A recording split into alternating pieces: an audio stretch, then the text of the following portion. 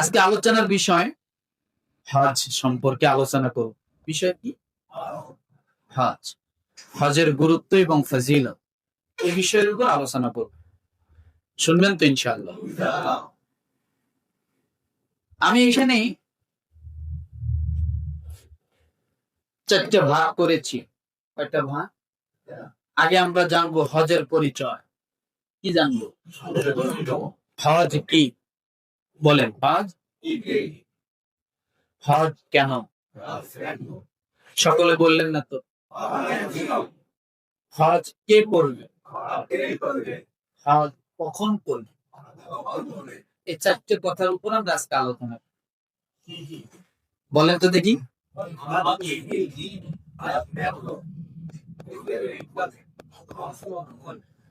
মনে থাকবে? আল্লাহ পাক রব্বুল আলামিন বলেন, ওয়াযিন ফিন্নাস بالحج يأتوك رجالا وعلى كل ضامر يأتينا من كل فج عميق। একসঙ্গে বলেন, যারা ঘুমাচ্ছেন মাথা উঁচু করুন। গুরুত্বপূর্ণ একটি ফরজ ইবাদতের আলোচনা, এটা জানা দরকার। সূরা হজ আয়াত নাম্বার 27। কত? কোন সূরা?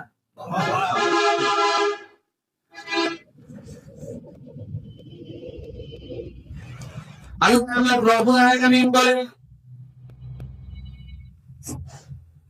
মানুষের মধ্যে হজের ঘোষণা দাও।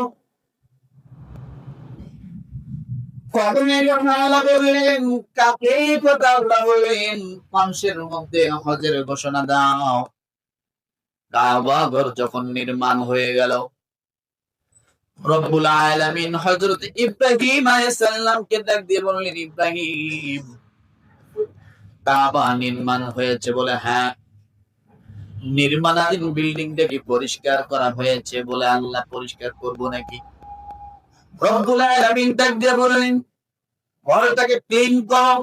ওয়াহিদনা ইলা ইব্রাহিম ওয়া ইসমাঈল আন তাহিরা বাইতিয়া লিত-তাইফিনা ওয়াল আকিফিনা ওয়ার রুকআইস সুজুদ।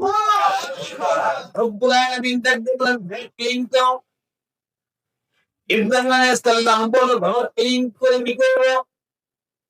আল্লাহ তাআলা ডাক দিয়ে বললেন, ইব্রাহিম, এই জায়গায় 3 শ্রেণীর লোক আসবে। কয় শ্রেণীর লোক? 3 শ্রেণীর লোক আসবে। তারা আমার মেহমান। আমি আল্লাহ তাআলা আমার দয়ায় তাদেরকে তাদের জন্মস্থান থেকে উঠায়া নিয়ে আসবো। আল্লাহ আর মেহমান, জোরে বলে আল্লাহর মেহমান হওয়ার জন্য মনে ইচ্ছা আছে? সকলের আছে? আল্লাহকে একটু হাত উঁচু করে দেখান যে আল্লাহ আমাকে নিয়ে যাও। বলেন, আল্লাহ হজ করার তৌফিক দাও, তোমার মেহমান বানাও। কষ্ট পাইলে হাত উঠে আল্লাহর কাছে দোয়া করলাম। এরপরেও যদি আল্লাহ না নেয়, কিয়ামতের ময়দানে বলবো, আল্লাহ জুমার নামাজ পড়তে যাও তো হাত উঠে দোয়া করছিলাম, তুমি নাও নাই কেন? তো তুমি যখন নাও নাই, আজকে তুমি আমাকে হাজির কাতারে দাঁড় করা।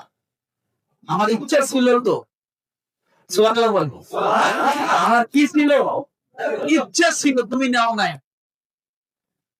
আমি আজকে আমাকে হাজিদের কাতারে, কবুল যে হাজিগুলো আছে তাদের কাতারে দাঁড় করাও। আল্লাহ হয়তো সেদিন আপনার কথায় বলে দিতে পারে, যা দিয়ে দিলাম। সুবহানাল্লাহ। ইব্রাহিম আলাইহিস সালামকে আল্লাহ বলেন, 3 শ্রেণীর লোকের জন্য কাবা নির্মাণ করা হয়েছে। 3 শ্রেণীর লোকের জন্য কাবা পবিত্র করে দাও। এক নম্বরের তাইফিন, যারা তাওয়াফ করার জন্য, যাদেরকে আমি মেহমান হিসেবে কবুল করব, তাদের জন্য কাবা পরিষ্কার করো। দ্বিতীয় কথা হলো আল আকিফিন, আল্লাহ বললেন যারা ইতিকাফ করবে ইতিকাফকারীদের জন্য কাবা পরিষ্কার করো। তৃতীয় নম্বরে বলা হলো সুজুদ, যারা রুকু এবং সিজদা করে তাদের জন্য কাবা পরিষ্কার করে দাও। তাই হজে যাওয়ার উদ্দেশ্য আল্লাহ কেন নিচ্ছেন? তাওয়াফের জন্য। আল্লাহ কেন নিচ্ছেন? ইতিকাফের জন্য। সেখানে যা কি করবে? ইতিকাফ। এরকম কেন যাবে? রুকু এবং সিজদাকারীদের। কিন্তু এখন পরিবর্তন হয়েছে এই তিনটা করে, কিন্তু এর সাথে আরেকটা যোগ হয়েছে, অনেকে সেলফি তোলার জন্য। আছে না নেই? করলেন নাকি? অনেকে যায় কিসের জন্য? এই পায়খানা করলাম, এই পায়খানা করে কেবল বাইর হইলাম, এই পায়খানায় বসে খাইলাম, এটা করলাম ওটা করলাম, মানে যা আছে।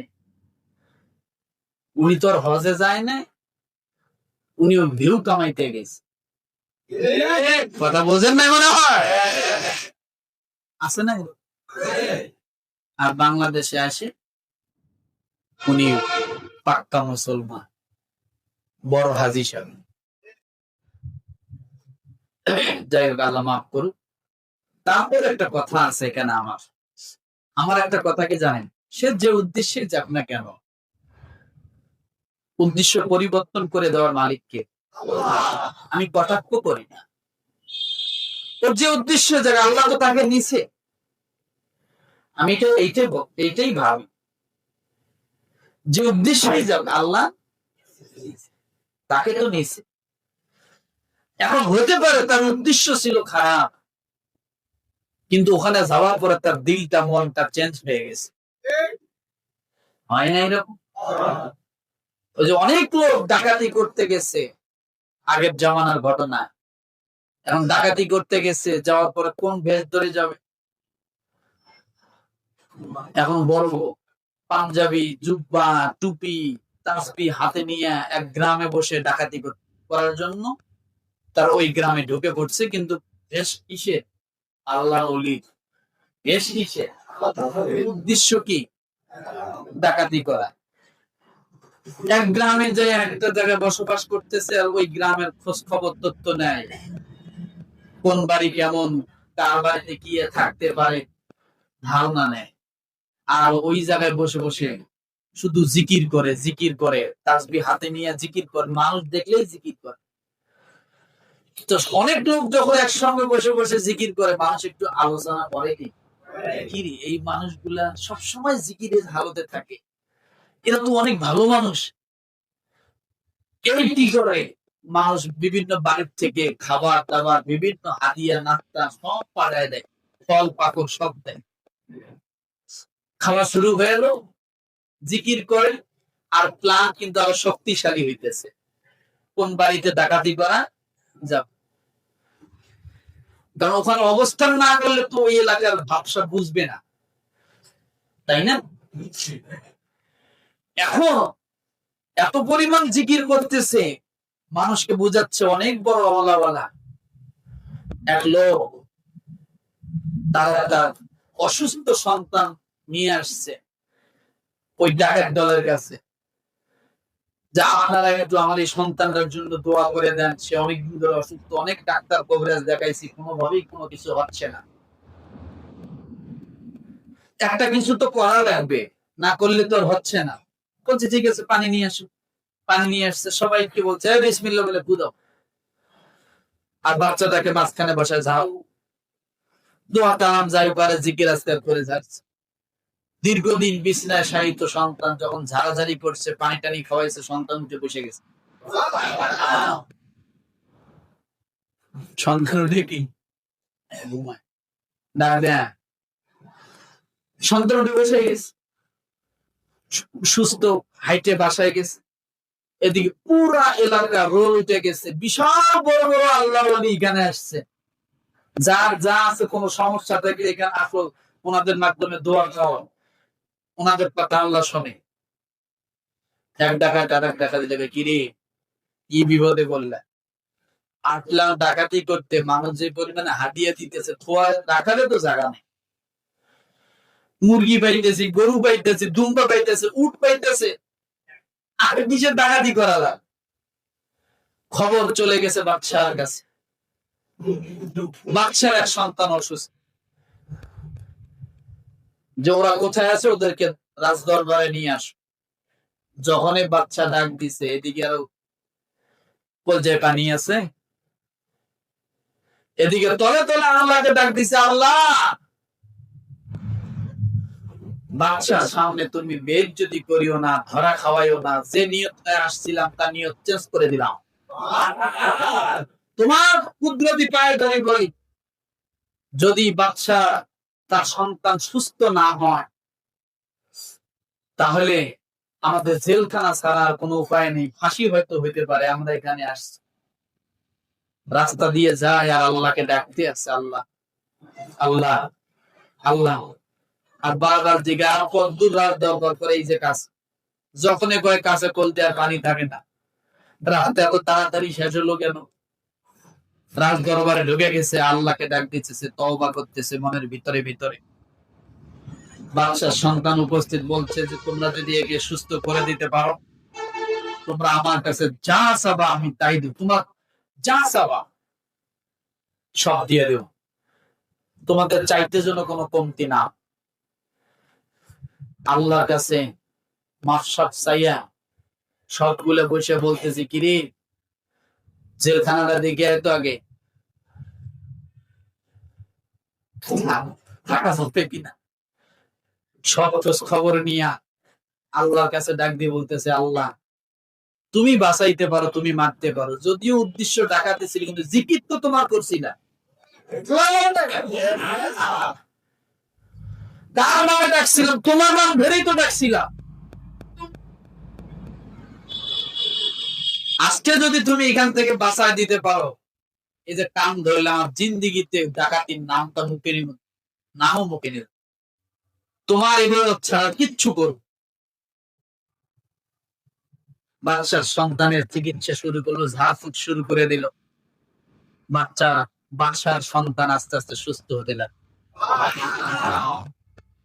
আল্লাহ তাআলা ডাকাতদের তওবা কবুল করে নিল। তখন ওই জামানার সবচেয়ে বড় বড় ওলি ওই ডাকাত দলের সবকটা আলাদা আলাদা ছিল। এই জন্য বলি, হজে মানুষ যে উদ্দেশ্যই যাক না কেন, ওখানে যাওয়ার পর হয়তো বা তার দিলটা পরিবর্তন হইতে, এই জন্য আল্লাহর কাছে বেশি বেশি করে তওবা করা, চাওয়া, উদ্দেশ্য যাতে এক হয়। বা মনে থাকবে ইনশাআল্লাহ। এরপর রব্বুল আলামিন ইব্রাহিম আলাইহিস সালামকে বললেন, ইব্রাহিম পরিষ্কার করো, পরিষ্কার করা হলো। আল্লাহ তাআলা ডাক দিয়ে বলেন, ওয়াতিন ফিন্নাস বিল হাজ্জি আতুকা রিজালান ওয়া আলা কুল্লি দামিনি ইয়াতিনা মিন কুল্লি ফাজ্জিন আমিক। ইব্রাহিম ইব্রাহিম আলাইহিস সালাম,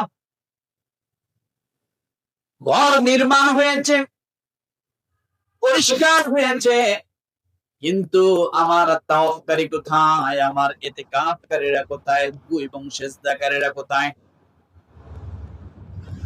ইব্রাহিম আলাইহিস সালাম ডান দিকে তাকায়, বাম দিকে তাকায়, কাউকে পায় না। রব্বুল আলামিন ডাক দিয়ে বলে, ইব্রাহিম আপনি কোন দিকে তাকান? আপনি ওই যে পাহাড়ের চূড়ায় ওঠেন, উঠে ওখান থেকে আপনি আযান দেন, হজে আসার জন্য মানুষকে আহ্বান করেন, ডাকেন। ইব্রাহিম আলাইহিস সালাম বললেন, আল্লাহ 200 মাইলের ভিতরে কোনো মানুষ না, এই জায়গায় মানুষ বসবাস করে না। আমার সন্তান ইসমাইলকে যখন রেখে যাচ্ছিলাম, তখন কোনো মানুষ ছিল না, কোনো বস্তি ছিল না, বসবাস ছিল না। আজকে আপনি পাহাড়ের চূড়ায় আমাকে আযান দিতে বলেন, আমার আযান কে শুনবে?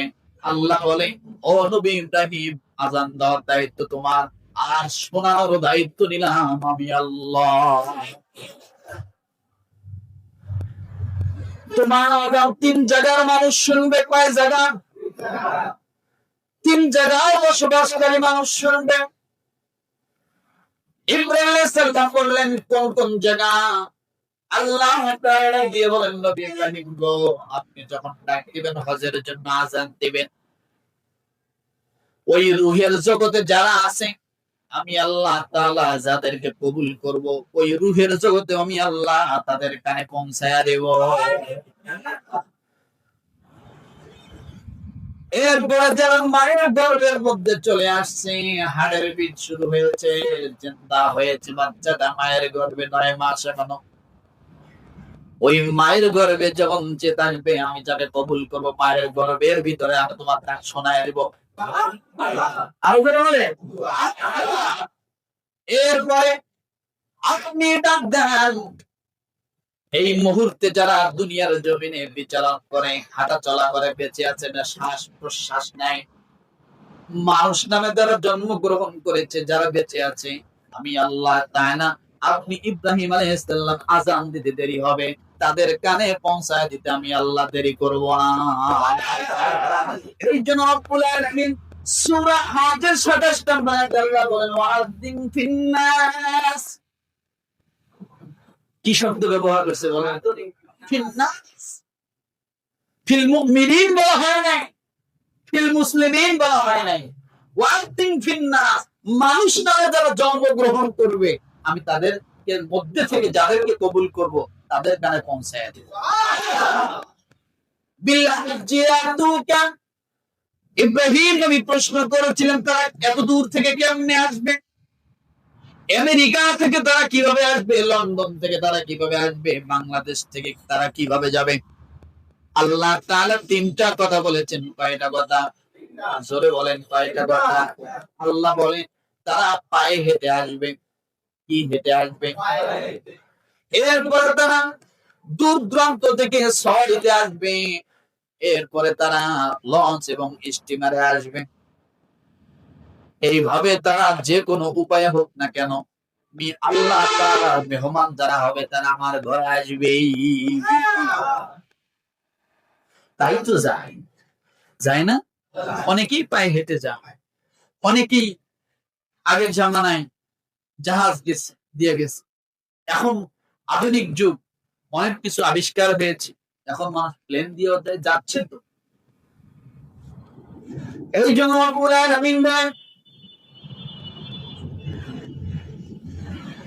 আপনি আযান দেন। ইব্রাহিম আলাইহিস সালাম আযান দিলেন। আযান যখন হয়ে গেল এরপরে আল্লাহ তাআলা বলেন এই মানুষগুলো আসবে কিন্তু তাদের সওয়ারি গুলো ক্লান্ত হয়ে যাবে। কি হয়ে যাবে? তারাও ক্লান্ত হয়ে যাবে, মানুষগুলো বড্ড ক্লান্ত হয়ে যাবে। আল্লাহ বলেন আমি আল্লাহ তাআলার দরবারে আমার ইবাদতের জন্য তারা যে পায়ে হাঁটলো এটা জিকির, তারা যে সওয়ারিতে উঠলো এটা জিকির, তারা যে এখানে খায় এটা জিকির, তারা যে এখানে ঘুমায় এটা জিকির। তারা হজ করার জন্য যত কাজ করে আমি আল্লাহ তাআলার কাছে সব জিকিরে পরিণত হয়ে যায়। الحج أشهر معلومات فمن فرض فيهن الحج فلا رفث ولا فسوق ولا جدال في الحج وما تفعلوا من خير يعلمه الله وتزودوا فإن خير الزاد التقوى واتقون يا أولي الألباب।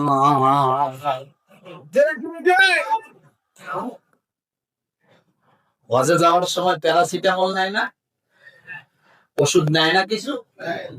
আল্লাহ বলেন ওই প্যারাসিটামল যে নিল সে তাকওয়া অর্জন করলো। লঙ্গিটা যে নিল হজে যাওয়ার উদ্দেশ্যে সে তাকওয়া অর্জন করলো। আমার কথা দলিল দিচ্ছি সামনে, কোরআনের আয়াত পড়ছি তো নাকি? সূরা বাকারায় আসছে। তাহলে এই হজে যাওয়ার জন্য ডাটা কাজ তার মাধ্যমে ডাক দিচ্ছেন। ইব্রাহিম আলাইহিস সালাম মুয়াজ্জিনি করছেন, হজের মুয়াজ্জিন। তাহলে সেই হজ আমরা করার জন্য যাচ্ছি। হজের মূল অর্থ হলো গমন করা। কি করা? ইচ্ছা পোষণ করা। কি করা? গমন করা। আর ওই গমনের জন্য ইচ্ছা পোষণ করা। হজ শব্দের অর্থ খাঁটি নিয়ত করা। আমার ভাইয়েরা, এবার কি হজটা কি দেখেন, রাসূল সাল্লাল্লাহু আলাইহি ওয়াসাল্লাম বলেন, তিরমিজি হাদিস নাম্বার 902, নবীজি বলেন, আল্লাহ তাআলার জিকির প্রতিষ্ঠার লক্ষ্যে জামরায় যারা কঙ্কর মারে, এই কঙ্কর মারাটা জিকির। পাথর মারে না, পাথর মারবে কি? জিকির। সাবা মারা দৌড়ায় না, আল্লাহ তাআলার হাবিব বলেন এই দৌড়ানোটা জিকির। দৌড়ানোটা জিকির। শুধু মুখ দিয়েই না, জিকির শুধুমাত্র কোরআন তেলাওয়াত না, জিকির শুধুমাত্র নামাজ না, ইবাদত ভেদে আপনি আপনার হাঁটা জিকির, ইবাদত ভেদে আপনার খাওয়া জিকির, ইবাদত ভেদে আপনি আল্লাহর হুকুম পালন করতে যায় যে কাজগুলো করেন সব জিকির। কোন জায়গায় আছে? তিরমিজি শরীফের কত নম্বর হাদিস? 902। এরপরে বলা হয়েছে সারা মারওয়া সাই করা, এটাও জিকির। তাহলে এখান থেকে বুঝলাম ইবাদত ভেদে এমন কিছু কাজ আছে যে কাজগুলো কি জিকিরের শব্দ, জিকিরের সাথে শামিল করা হয়েছে। এখন আসবেন কয় জিনিসের নাম হজ, এটা জানা দরকার। কয়টা জিনিসের নাম, কি কি করলে সেই জিনিসটাকে হজ বলা হয়। মনে রাখেন 5 জায়গায়, কয় জায়গায়? 5 জায়গায় 5 দিনে 9টা কাজ করার নাম হজ। কি বলেন তো? সকলে দোয়া করে। জায়গায় 5 দিনে 9টা কাজ করার নাম। আমি যদি কোনোদিন প্রশ্ন করি বলতে পারবেন? মনে থাকবে? কয় জিনিসের নাম হজ? 5 জায়গায় 5 দিনে 9টা কাজ করার নাম হজ। এই 5 জায়গা কোনটা? 1 নাম্বার মিনা, আরাফা, মুজদালিফা, জামাত, এরপরে বাইতুল্লাহ। এই 5টা জায়গায় হজের কাজ করতে হয়। কয়টা জায়গায়? আবার মিনা, এরপরে আরাফা, মুজদালিফা, জামাত, বাইতুল্লাহ। এই 5টা জায়গায় হজের কাজ করতে হয়। এর বাইরে যদি কোনো জায়গায় দেয় কিছু করে সেটা হজের সঙ্গে স্বামী। এরপর 5 দিন, কয়দিন? 5 দিন। হাজী সাহেব রওনা দিছে কিনা? দিছে। কত তারিখ থেকে শুরু হয়েছে? 17 তারিখ না? এখনো কিন্তু হজের কাজ শুরু হয়নি, শুধু গেছেই যা, ওখানে যায় সব জমা হচ্ছে।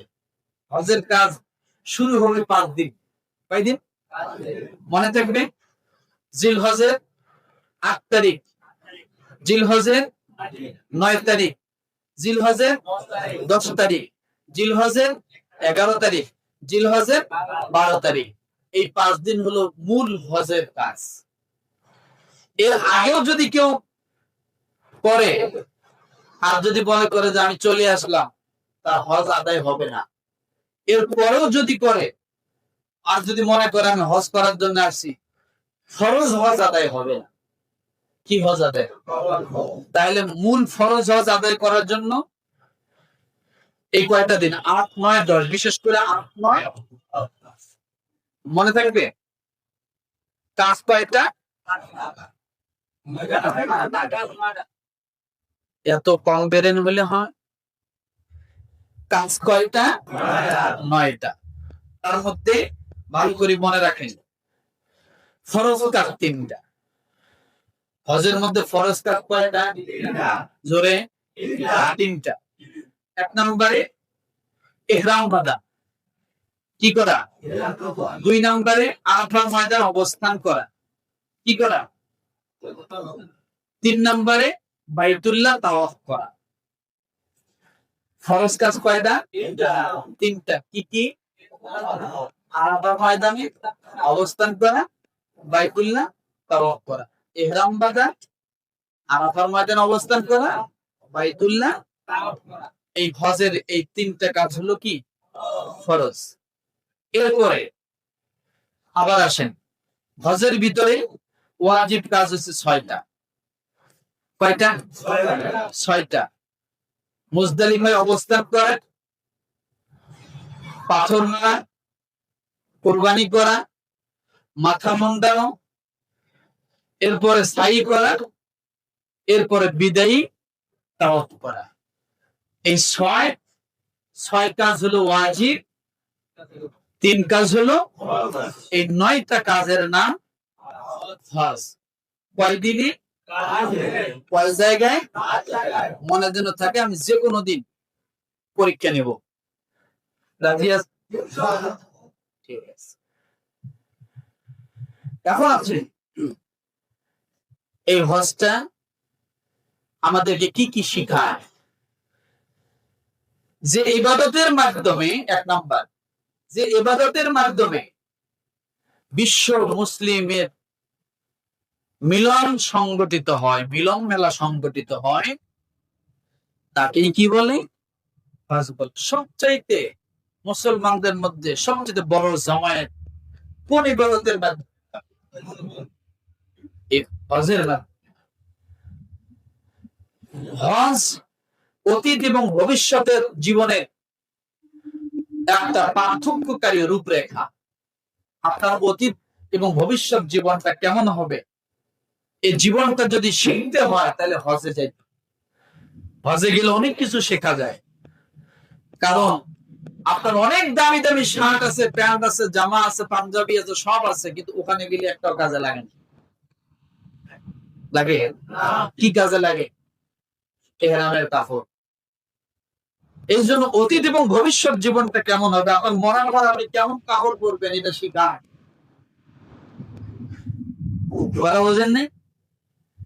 আপনি মরার পর আপনার জীবনটা কেমন হবে এটা শিখায়। যেমন একটা উদাহরণ দিই।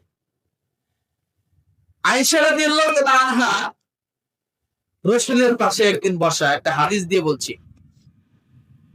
নবীজি হঠাৎ কান্না করে উঠছে। অনেক লম্বা হাদিস, সংক্ষেপে বলতেছি বোঝার জন্য। আয়েশা রাদিয়াল্লাহু আনহা বলতেছেন, ইয়া রাসূলুল্লাহ, আপনি কি কষ্ট পাইছেন আমার কোনো কাজে? আপনি কাঁদছেন কেন? বলে, আয়েশা, কাঁদবো না কেন? ইয়া রাসূলুল্লাহ, আপনি কাঁদেন কেন? বলে, আমার একটা আয়াতের কথা মনে পড়ে গেল। কে বলছে কথা? নবী বললেন, একটা আয়াতের কথা মনে পড়ে, বলে এদিক কান্না করতেছে রাসূল। ওয়ান্তাজুল ইয়াউমা আইয়ুহাল মুজরিমুন।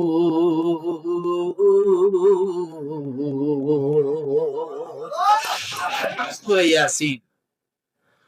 কিয়ামতের ময়দান যখন শুরু হবে, আল্লাহ তাআলা সর্বপ্রথম এলান করে দিবে, হে আখিরাতবাসীরা, তোমরা গুনাহগার এবং ভালো মানুষগুলো আলাদা হয়ে যাও। কি এলান হবে? গুনাহগার এবং ভালো মানুষগুলো তখন কেউ আলাদা হতে চাবে না, একজন আরেকজনের দিকে দেখবে, কেউ চায়। এখানে যদি বলা হয় যে ভাই, ভালো মানুষ আর খারাপ মানুষ আলাদা হই, হবো কেউ? হবো? একজন আরেকজনের দিকে দেখবে। ঠিক কিয়ামতের মাঠে আল্লাহ ঘোষণা, একটা নোটিশ জারি করে,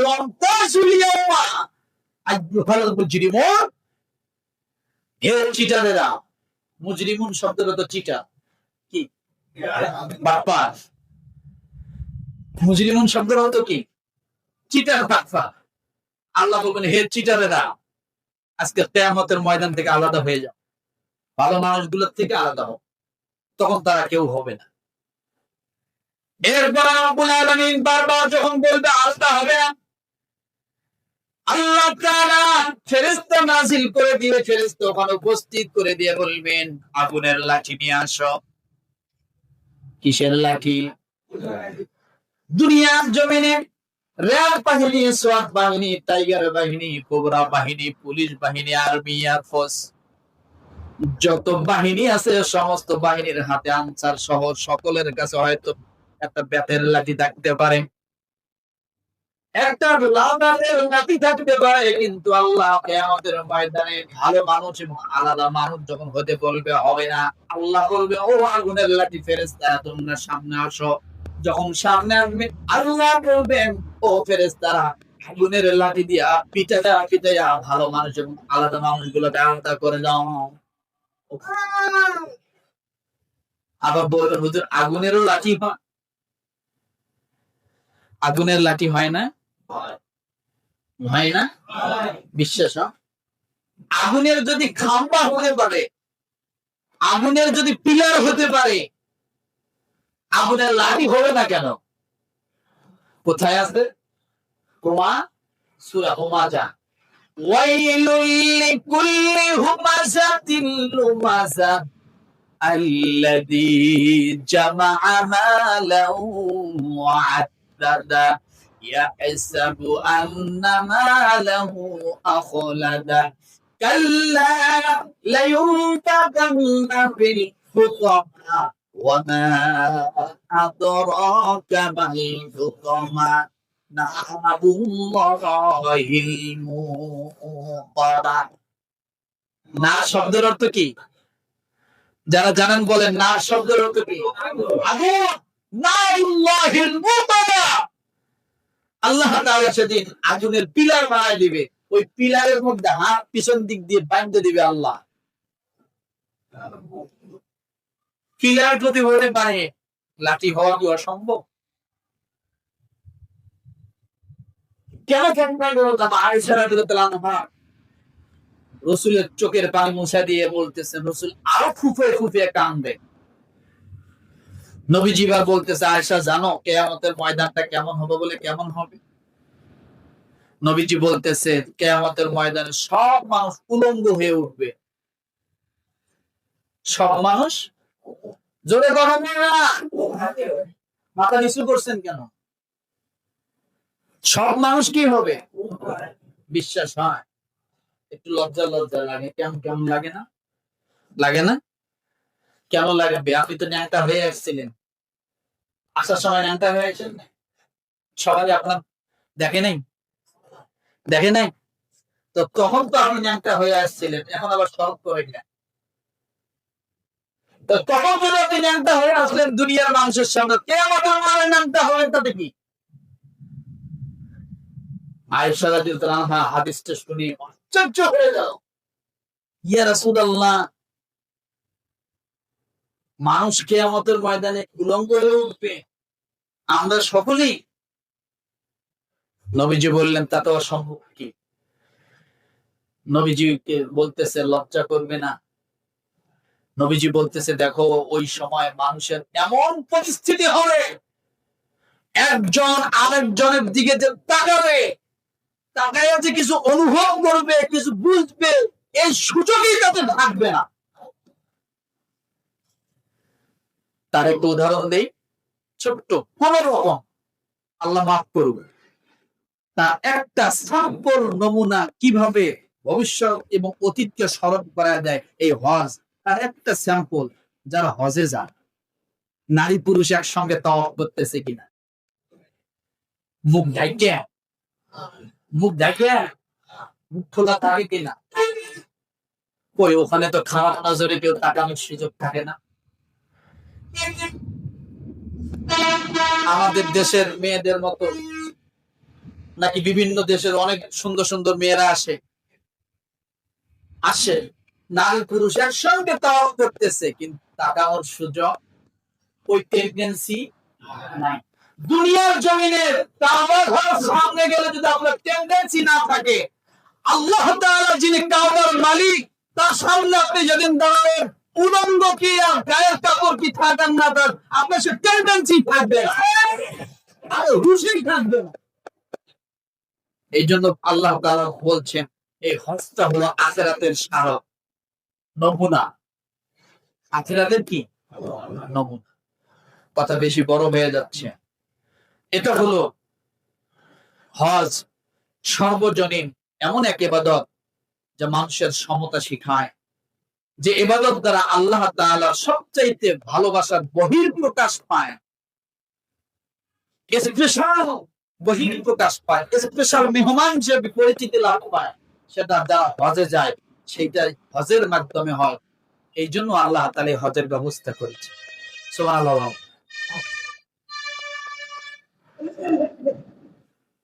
এই কাবা ঘরের ভিতরে অনেক কুলুশতা ছিল। ইব্রাহিম আলাইহিস সালাম সমস্ত কিছুকে সংস্কার করে কাবা ঘরকে পবিত্র করেছেন। কাবা ঘরকে বাহ্যিক যত কুলুষিত ছিল সব দূর করেছেন ইব্রাহিম আলাইহিস সালাম।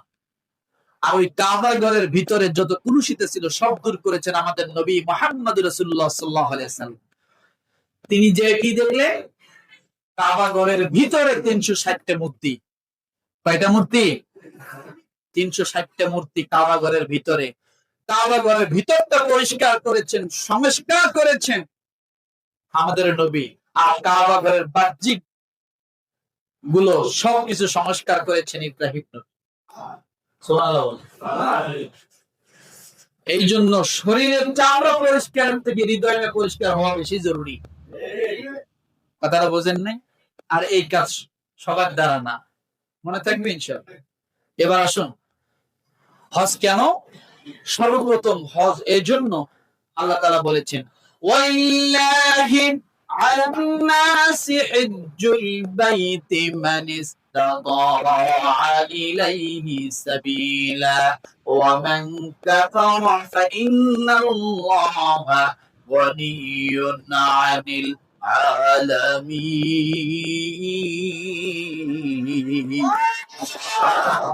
আল্লাহ বলে সূরা আলে ইমরান আয়াত নাম্বার ৯৭, কত?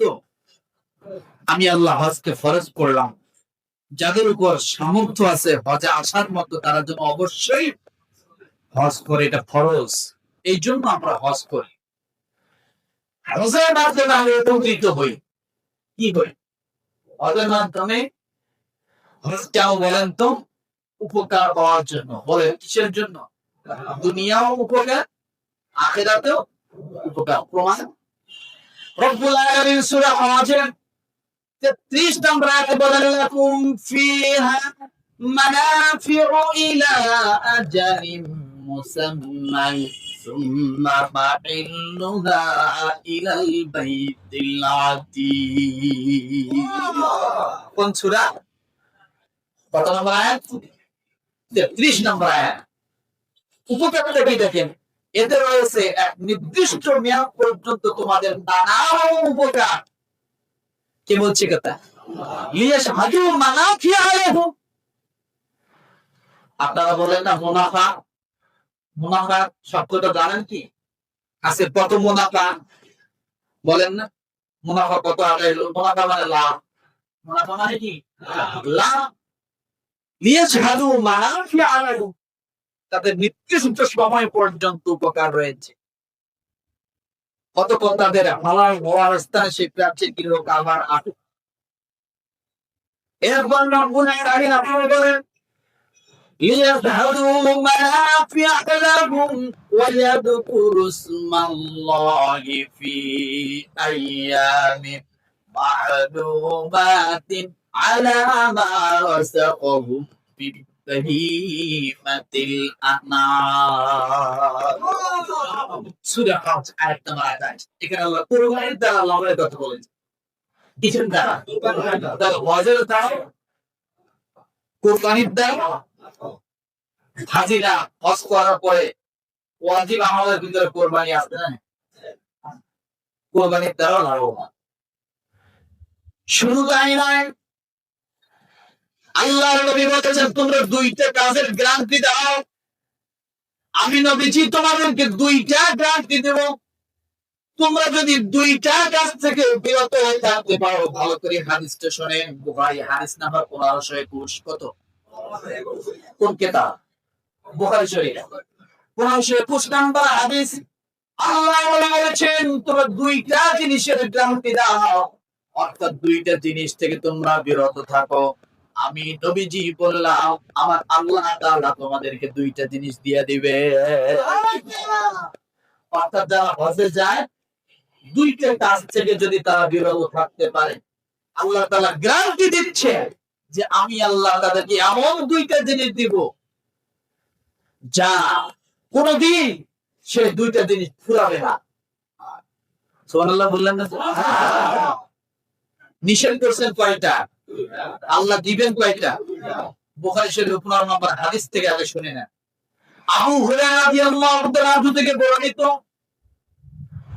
তিনি বলেন আমি নবী সাল্লাল্লাহু আলাইহি ওয়াসাল্লামকে বলতে শুনেছি, যে ব্যক্তি আল্লাহর উদ্দেশ্যে হজ করলো এবং হজে যাওয়ার পরে অশালীন কথাবার্তা ও গুনাহের কাছ থেকে, ভালো করে বোঝেন, অশ্লীল কোন কথাবার্তা যদি না বলে, গুনাহের যদি কোনো কাজ তারা না করে, আল্লাহর নবী বলেন ওই মানুষটা যখন হজ থেকে ফিরে আসবে, রাজাআতা ইয়াউমিন ওয়ালাদাতুহু উম্মা, সদ্যজাত বাচ্চা যেমন মায়ের পেট থেকে বাহির হয়, যেমন তার কোনো পাপ থাকে না, গুনাহ থাকে না, এই দুইটা কাজ থেকে যারা বিরত থাকবে, অশ্লীল কথাবার্তা বলবে না, গুনাহের কাজ করবে না, সেজন্য নিষ্পাপ সন্তানের মতো দুনিয়ার জমিনে আবার বাড়িতে ফিরে আসলো। কয় কাজ? অশ্লীল কথাবার্তা হজে যাইয়া বলা, আর কি গুনাহের কোনো কাজ করা যাবে না। শুধু তাই নয়, আল্লাহ রাব্বুল আলামিন তারপরে ডাক দিয়ে বলেন তোমরা এই কাজগুলো করিও না। এই কাজগুলো থেকে যারা বিরত থাকবে, আমার আল্লাহ তাআলা তাদেরকে অবশ্যই জীবনের সমস্ত গুনাহগুলো মাফ করে দিল। একটা দ্বিতীয় নাম্বার আল্লাহর নবী বলেন, দ্বিতীয় আল্লাহর তরফ থেকে যে তোমাদের জন্য পুরস্কার, সেটা হলো যে মানুষ সত্যিকারে হজ করার জন্য যায়, ওই মানুষকে আমার আল্লাহ তাআলা দুনিয়ার জমিনে কোনোদিন রিজিকের অভাব দিবেন না। অভাবটাকে কোনোদিন কি করবে না? গ্রাস করবে না। আর গুনাহটা থাকবে না। কয় কাজ করলে? দুইটা কাজ থেকে যদি আমরা বিরত থাকতে পারি, সেই কথাই আল্লাহ বলেন আল হাজ্জু আশহুরুম মা'লুমাত ফামান ফারাদা ফীহিন্নাল হাজ্জা ফালা রাফাসা ওয়ালা ফুসুকা ওয়ালা জিদালা ফিল হাজ্জ وما تفعلوا من خير يعلمه الله وتزودوا فإن خير الزاد التقوى واتقون يا أولي الألباب। সূরা বাকারা আয়াত নাম্বার 197। কত?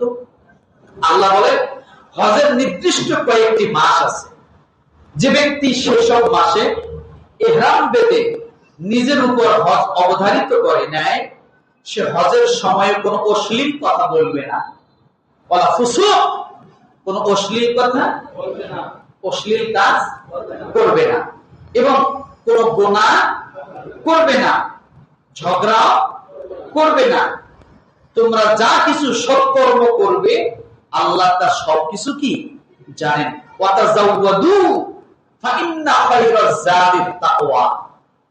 এর অর্থ হলো ওই যে বললাম যে এই কয়টা কাজ না করার কারণে আপনি হজে যাওয়ার জন্য যা কিছু করবেন সব জিকির, সব কি জিকির, সব জিকির। আপনি প্যারাসিটামল নিছেন, এটা তাকওয়ার অন্তর্ভুক্ত। ওয়াতাজাওয়াদু ফাইন্না খায়রাজ যাদিত তাকওয়া। আপনি যে লুঙ্গিটা নিছেন, এটা তাকওয়ার বহিঃপ্রকাশ। আপনি যে হজে যাচ্ছেন, এটা তাকওয়ার বহিঃপ্রকাশ। মনে থাকবে? তাহলে হজ করার নিয়ত আছে কি নাই? বলেন আছে কি নাই? হ্যাঁ আছে, হজ করার নিয়ত। এখন হজে যাইয়া কি শুধু দুনিয়া যাব? আল্লাহ আমার এবার নির্বাচনে পাশ করায় দাও, বিশাল বড় একটা বিল্ডিং করার তৌফিক দাও। হ্যাঁ, আল্লাহ তাআলা হজে যায় কি দোয়া করবেন এটা শিখিয়ে দিচ্ছে। দোয়াটা বলবো? হ্যাঁ, এটা বলে শেষ করে দিচ্ছি। হজে যায় কি দোয়া করবেন? আল্লাহ পাক রব্বুল আলামিন সূরা বাকারার 200 নম্বর আয়াতে একটা ঘটনা বলতে যায়, বলেন ওয়ামিনান নাসি মান ইয়াকুলু রাব্বানা আতিনা ফিদ দুনিয়া ওয়া মা লাহু ফিল আখিরাতি মিন খালাক। এখানে আল্লাহ কি বলেন, কিছু লোক তো এমন আছে যারা দোয়ায় কেমন বলে, হে আমাদের প্রতিপালক আমাদেরকে দুনিয়া দাও। কি দাও? শুধু দুনিয়ার কল্যাণ চায়, দুনিয়ার কল্যাণ দান করো, আর আখিরাতে তাদের কোনো অংশ না। কে বলছে কথা? যারা ওখানে যায় শুধু দুনিয়া চাবে, আল্লাহ তাদেরকে আখিরাতে কোনো কল্যাণ দিবে না। এবার আল্লাহ কি বলে, তার মহাব্বতের আদরের বান্দাদেরকে কি বলে? দোয়া শিখাই দিচ্ছে। সুবহানাল্লাহ বলে। রব্বুল আলামিন এবার হাজীদেরকে দোয়া শিখাই দিচ্ছেন, প্রিয় বান্দাদেরকে। ومنهم من يقول ربنا آتنا في الدنيا حسنة وفي الآخرة حسنة وقنا عذاب النار। তোমরা ওই মানুষগুলোর মতো দোয়া করিও না, রব্বানা আতিনা ফিদ দুনিয়া ওয়া মা লাহু ফিল আখিরাতি মিন খালাক। শুধু দুনিয়া চাই, দুনিয়া চাই। আল্লাহ বলে না, আমি আল্লাহ তোমাদেরকে দুনিয়া চাওয়ার জন্য শুধু না, আমি আল্লাহ তোমাদেরকে দোয়া শিখাই দিলাম, রব্বানা আতিনা ফিদ দুনিয়া হাসানা ওয়া ফিল আখিরাতি হাসানা ওয়া কিনা আযাবান নার। সূরা বাকারা 200-201 দুইটা দোয়া আছে। দুনিয়া চাইলে কি হবে আর দুনিয়া কেমনে চাইছে সেটা আছে, আর আল্লাহ যে দোয়াটা শিখাই দিলেন সেটাও কি কত নম্বর আয়াতে আছে? 201 শুধু দুনিয়া, আর 201 200 মধ্যে শুধু দুনিয়া, আর 201 দুনিয়া আখিরাত দুইটাই চাওয়ার কথা আল্লাহ বলেছে। তাহলে আমরা হজ করার জন্য নিয়ত আছে তো ইনশাআল্লাহ। আল্লাহ যেন আমাদের সকলকে তৌফিক দান করে, আমিন। যারা যাচ্ছে তাদেরকে আল্লাহ যেন কবুল করে বলে আমিন, যারা যাবে তাদেরকে আল্লাহ যেন কবুল করে বলে আমিন। তাদের দোয়ার সময় আমাদের দোয়াগুলো কবুল করে বলে আমিন, তাদের আমলের সময় আমাদের আমলগুলো আল্লাহ কবুল করে বলে আমিন।